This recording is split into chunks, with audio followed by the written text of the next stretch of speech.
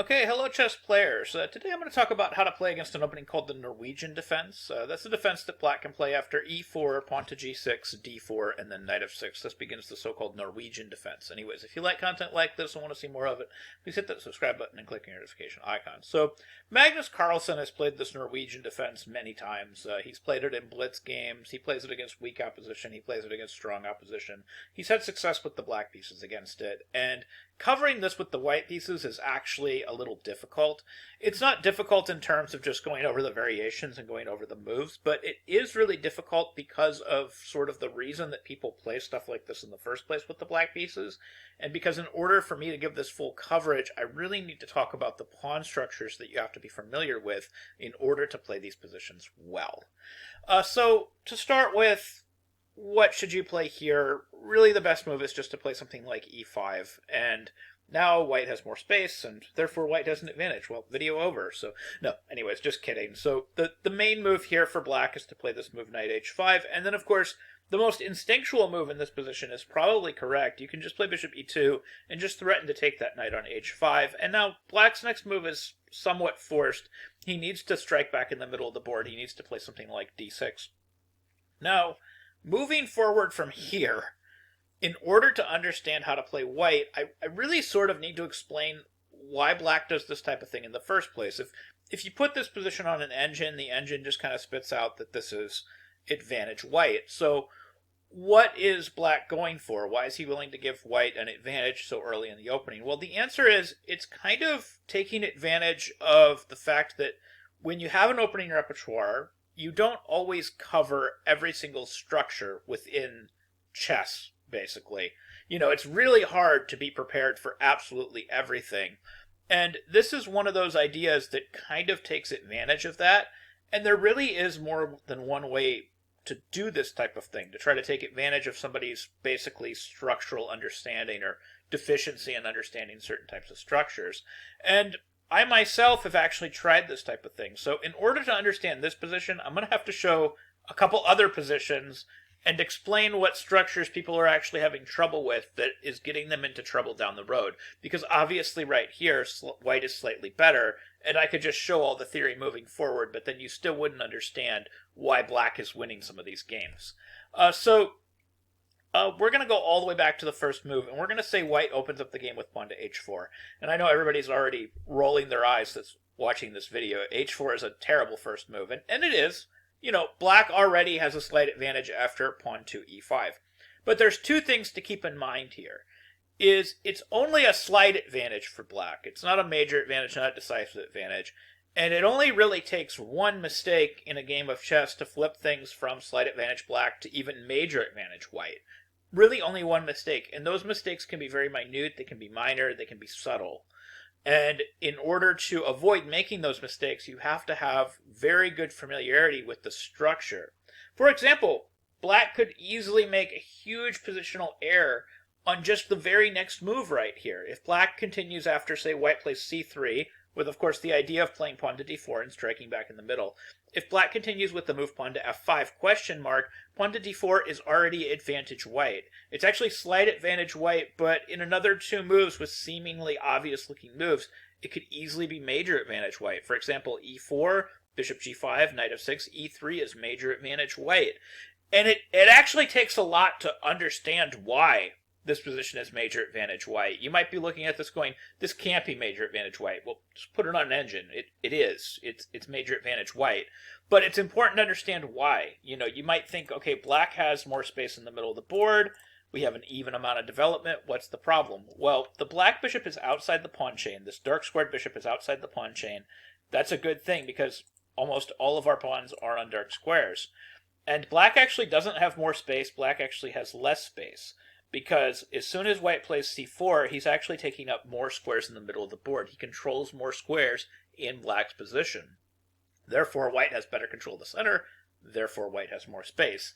And white's plan is actually quite a bit easier. He's going to play moves like g3, knight h3, knight f4, c4, knight c3, queen b3, etc. And the position almost plays itself. Well, where does this position come from? Because if this is one of the things that you're trying to achieve when you play 1h4, where does this position come from? Well, it goes all the way back to a game played between Fischer and Petrosian back in 1970, which was, again, a completely different variation than the other two. Completely different from the Norwegian variation. Obviously completely different from 1h4, which isn't a great first move. But we can go and take a look at this game. e4, c6, d4, g6, knight to c3, bishop to g7, pawn to f4, d5. This is a variation known as the Gurgenitz variation, or like the Gurgenitz system. The idea behind it is after d5, of course, black is trying to get you to play e5, and then black wants to play h5. Now, at least according to the engine, this is still advantage white. White has more space, and black has actually made a few compromises to get this type of structure. It's similar to the other variation, but white has more tempo. So, according to the engine, white should have an advantage here. But if you go and you look at that position out of h4, where we just had a few more moves, it was already major advantage white, just, 3 or 4 moves into the theory. It does not take a whole lot to flip this position on its head and have this position be major advantage black. And that's actually what happened in Fischer versus Petrosian in 1970. And remember, this is at the height of Fischer's power. Fischer in 1970 was basically this invincible chess god that never lost games. And he almost lost this game to Petrosian. And Fischer had the white pieces here. He continued with knight f3, and that's fine. And then we had bishop to g4. And then we had pawn to h3, which is also fine, Black gets rid of his dark squared bishop, but the fact that Fischer has more development should matter more. And then we have pawn to e6, and now we have a mistake from Fischer, and it's a very subtle one, and it's a very small one. He plays this move pawn to g3, and this is actually kind of a subtle error. He needed to actually play the move bishop to e3, which still would have been major advantage white, and of course the point behind this is really subtle, is you need to be able to meet the move queen b6 with something that's a little less awkward than what he had to do in the game. So after e6, he played g3 to avoid h4, in fairness. And then after queen b6, it's actually very awkward for him to develop this bishop now. So Fischer goes about the process of defending his pawn on d4 with queen f2. And then after knight e7, he plays bishop d3. And then after knight to d7, at least according to the engine right here, Fischer still has a slight edge. But he makes another error. He plays knight e2, which again seems super logical.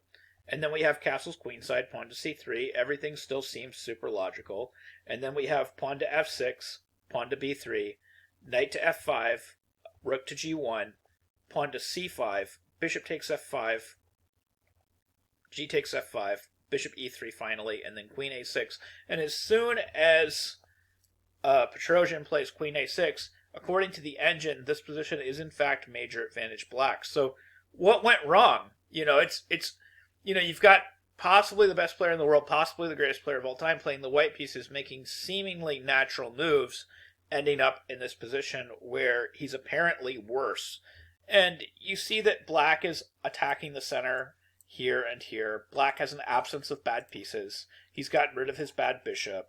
White is still left with his bad bishop. He's lost his good bishop. He's got weaknesses on the light squares, and he's got a couple other weaknesses to boot. And that's why he ends up with a slight disadvantage with white. Now, that being said, Fischer did go on to get a draw, which is a success from here, because at this point, white is actually worse. So it's one of these things where when you get to this initial type of structure where they play d5 and you play e5, yes, we can say, okay, white's a little bit better.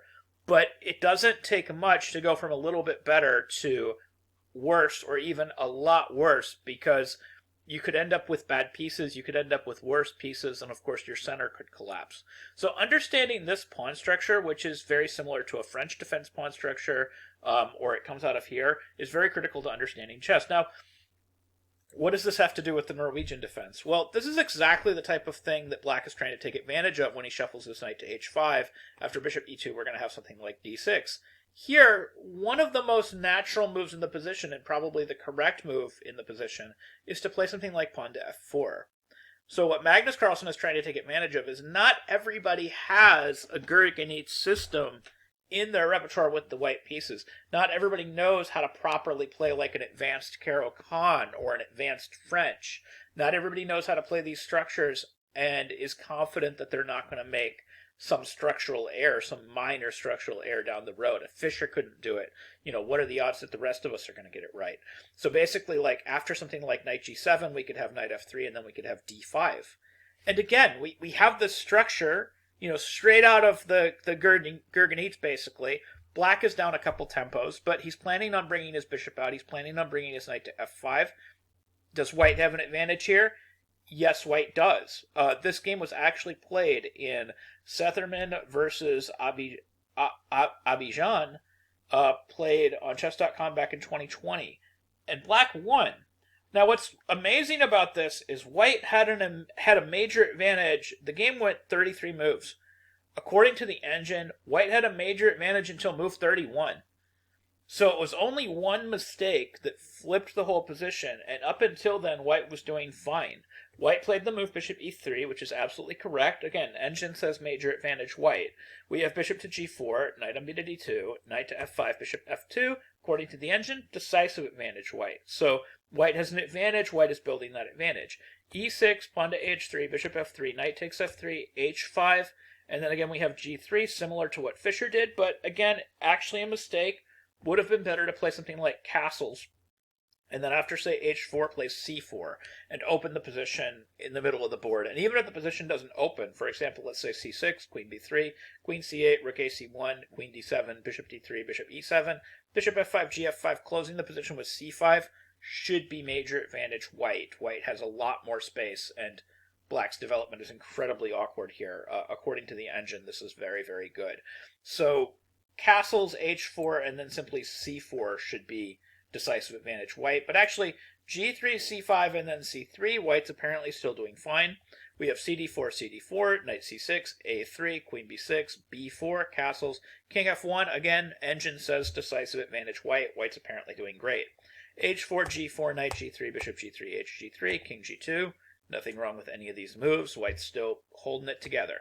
Bishop e7, king g3, f6, b5, knight a5, e takes f6, bishop takes f6, g5, bishop g7, queen c2. I'm not commenting on any of this because it's all still major advantage white, somewhere between actually major and decisive advantage white.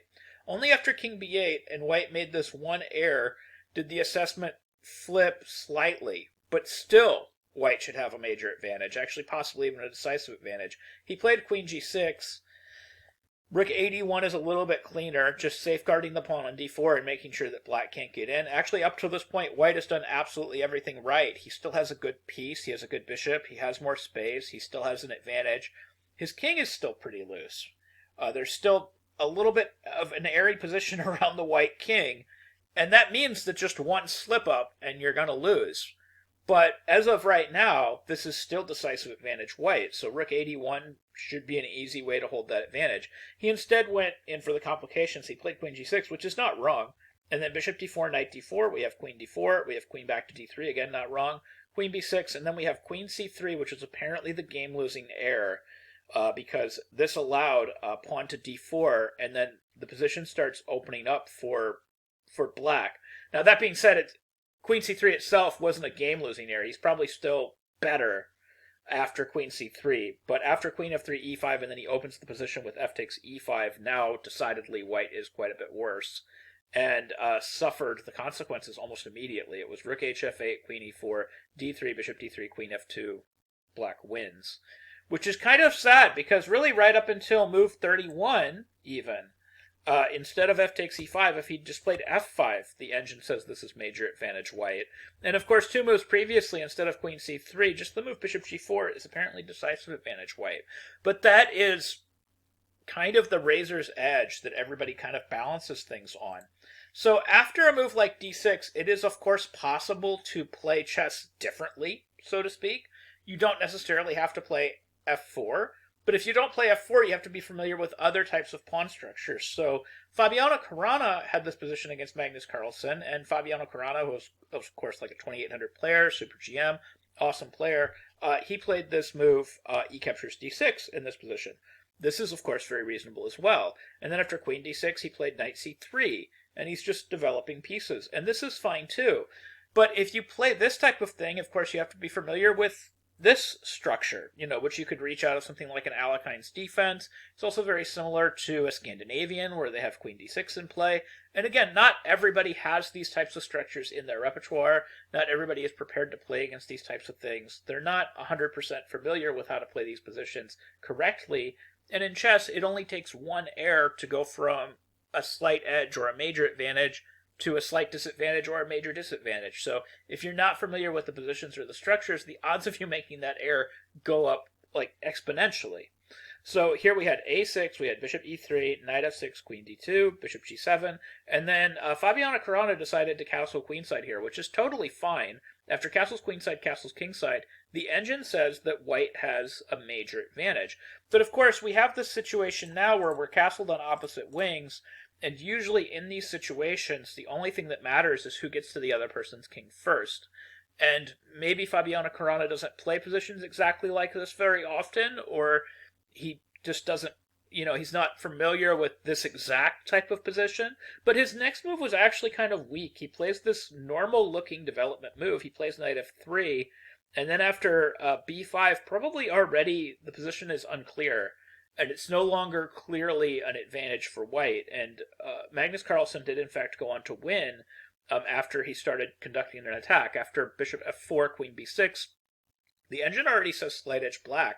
And basically the idea is that Carlsen is going to start breaking through against the queenside. And his queenside attack is probably going to land before white's kingside attack. What white needed to do is he needed to try to start executing this kingside attack right away, or he needed to play the move bishop f4 one move sooner. If he plays the move bishop f4 now, and then queen b6, when he plays knight f3, the b-pawn, of course, has an advantage to b5, and this significantly slows down black's attack on the queen side. This position should still be major advantage white, somewhere between major advantage to decisive advantage. The other way that white can, of course, play this is just to go for it. Just play h4 and just go for an all-out kingside attack, and just try to get there first, whether or not black plays b5 or continues with some sort of queenside attack and tries to get there first. But that's how you play, in my opinion, against the Norwegian defense. After e4 and then say g6 and then d4 and then knight f6, I think e5 is fine, I think bishop e2 is fine, and then after d6, I think it's just all about understanding how to play these structures. Whether you choose to play e captures d6 or whether you choose to play pawn to f4, you need to be familiar with these structures so that you can play down the road without making a major error. And it's super easy to make a major error. Both Fischer and Fabiano Caruana made major errors in these positions way into the middle game, and the moves that they made when they were making these major errors were seemingly incredibly natural. It was doing something like just developing your knight, or, moving your piece out was somehow wrong. So you need to understand these structures so you don't make these errors in the middle game. And honestly, preparing the middle games for something like the Norwegian defense is how you're going to prepare to play against something like the Norwegian defense. Because getting a major advantage out of the opening against the Norwegian defense is pretty much as easy as playing the move pawn to e5. Playing the middle game correctly, however, that's hard. And that takes a lot of work and a lot of practice. Anyways, I hope you found this video helpful. I hope you found these ideas helpful. I hope you can use some of these ideas in your own games. Thank you very much for watching.